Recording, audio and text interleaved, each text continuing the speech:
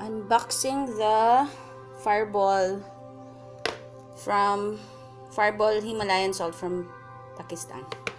So let's see the new stocks that we have.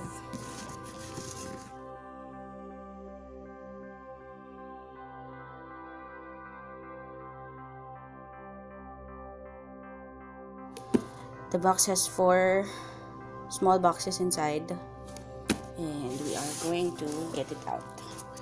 Wait lang.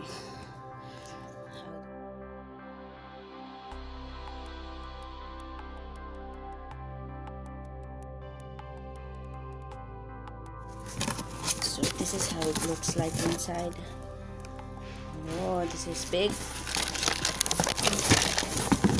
So this is what it looks like.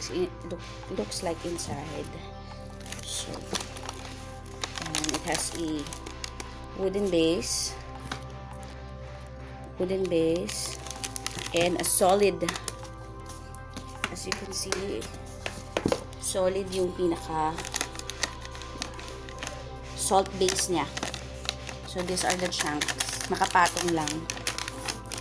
And weight lang. I'll just get a ruler and ay timbangan so we can check kung how, what's this, yung weight niya and the height and the dimension. So the dimension may vary pa rin kasi since yung chunks are in different and irregular shapes.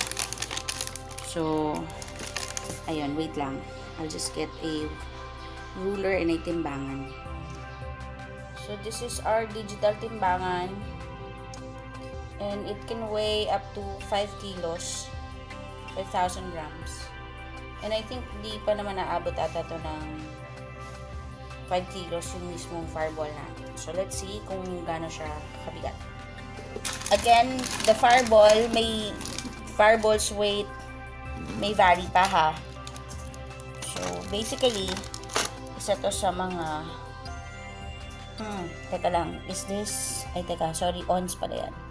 So in grams, it's about 2.5 kilos.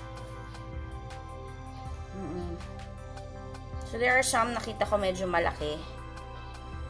Yan. So now let's see the, what's this height naman.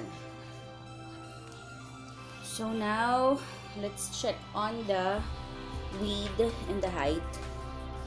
So since I have here a metallic, what's this? A metal ruler. Ayan.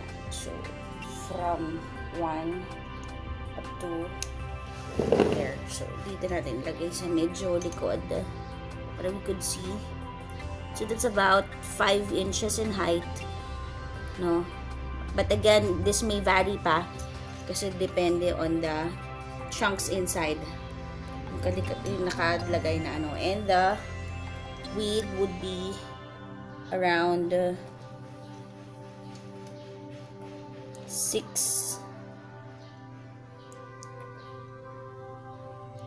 5 to 6 inches also.